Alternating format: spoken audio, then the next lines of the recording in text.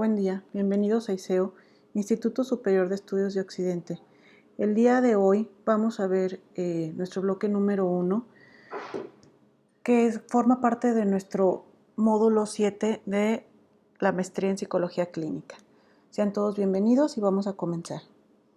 Y bueno, esta primera unidad llamada Problemas en la entrevista y evaluación diagnóstica, que forma parte de nuestra maestría en Psicología Clínica y conforman el módulo 7 del Seminario de Entrenamiento en Habilidades Clínicas 2. En este video vamos a hablar y a ver prácticamente lo que es el objetivo de la unidad 1 o el bloque y los subtemas que lo integran a grandes rasgos. Y bueno, el objetivo de este bloque es conocer y tener alternativas para manejar los problemas en la entrevista y en evaluación diagnóstica. Y bueno, nuestro tema 1.1, llamado situaciones problemáticas por parte del terapeuta, vamos a ver pues cuáles son los principales errores en la emisión de la información por parte del terapeuta. ¿Sí? Y algunos de estos errores pues se refiere a las frases largas, los términos médicos o de alto contenido emocional. Sin embargo, también hay errores de tipo conceptual, por ejemplo, no informar de la orientación diagnóstica, ignorar que el logro de un adecuado cumplimiento terapéutico es un proceso de sucesivas visitas, no una empresa de un solo día, no saber trabajar en equipo con otros especialistas, uso de términos demasiado ocultos o de tipo médico, el seguimiento pobre o inadecuado, información no adaptada a las necesidades del paciente, decir lo que otro profesional hará o debería hacer, valoraciones indebidas, hablar de hipótesis, dar falsas esperanzas, lanzar el dardo e irse corriendo, y la notificación paradójica, las cuales son algunas técnicas que vamos a ver más a detalle cuando veamos esta unidad. Y bueno, también hay errores de tipo formal, ¿sí? Donde por desgracia precisamente continúa siendo habitual en las consultas que algunos profesionales pues hablen de alguna manera retórica como tal. ¿Sí? Entonces, bueno, cuando nos toque ver esta unidad vamos a ver más a profundidad cuáles son otros de los errores en los que podemos caer. Y bueno, en nuestro tema 1.2 llamado errores de actitud y errores de técnica, pues vamos a ver que precisamente hay también ciertos comportamientos que puede presentar el terapeuta, tanto de manera verbal como de manera no verbal o de comportamiento, que pueden incomodar, ¿sí? O pueden de alguna manera meter interferencia dentro de la relación terapeuta-paciente.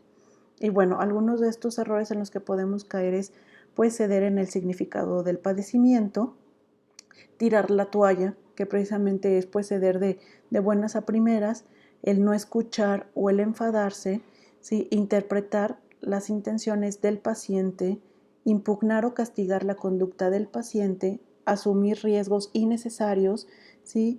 Lo que es de responsabilizarse e intentar que se cambie de profesional. ¿Sí? Entonces, bueno, es muy importante conocer y ver a profundidad todos estos errores que en los que podemos caer, porque en muchas ocasiones, pues bueno, ya perdemos objetividad y podemos caer al punto de que ni siquiera los detectemos.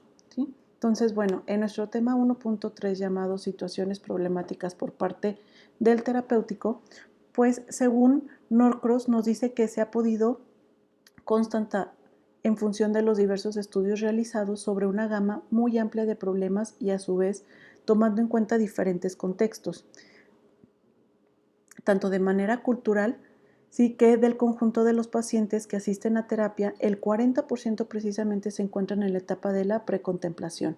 Sí, y el 40% pues están en la contemplación y 20% se hallan en la acción. Asimismo, también se postula que el 100% de los pacientes que ingresan a terapia desean liberarse del sentimiento de pena o dolor, pero solo el 20% de ellos está realizando alguna acción específica para realizar el cambio de conducta como tal y resolver su problema. Y entonces, bueno, es importante también el darnos cuenta de estas etapas que vamos a ir revisando más adelante acerca de en qué etapa se encuentra el paciente. Y el peor error o situación en la que podemos caer, pues es el presionarlos, ¿no? Todos los pacientes llevan su tiempo, llevan su precontemplación, contemplación, el cambio y a veces su recaída, ¿sí? Y es importante tener tolerancia y volver pues ahora sí que resignificar qué fue la causa de la recaída y volver a retomar ahora sí que el tratamiento como tal. ¿Sí? Entonces sí es importante también hacerle de conocimiento al paciente pues que tiene que ser un trabajo en conjunto. ¿Sí? Y bueno, en el tema 1.4 llamado errores al inicio de la entrevista, pues vamos a ver que precisamente el nivel de resistencia del paciente pues es un marcador clínico fundamental para establecer pues el grado de directividad que el terapeuta debe implementar en cada una de sus intervenciones. ¿Sí? Entonces, bueno, se postula precisamente que la resistencia del paciente pues es directamente proporcional al grado de inflexibilidad del terapeuta. ¿Sí? Entonces, la flexibilidad relacional equivale a la efectividad en la psicoterapia. ¿Sí? Si el nivel precisamente de reactancia del paciente es elevado, pues por lo tanto el terapeuta debe ser más pasivo y menos directivo. En tanto que si los niveles de resistencia son bajos, pues el terapeuta debe tomar un papel más directivo y activo como tal. Y bueno, en nuestro tema, por último, 1.5 llamado datos de calidad para buenos diagnósticos, aquí vamos a hacer un análisis y una comparativa acerca de lo que sí debemos de hacer y lo que no debemos de hacer para lograr diagnóstico adecuado, congruente, coherente y especializado. ¿Sí? Lo sí que debemos hacer es presentar un lenguaje bien definido, específico y concreto.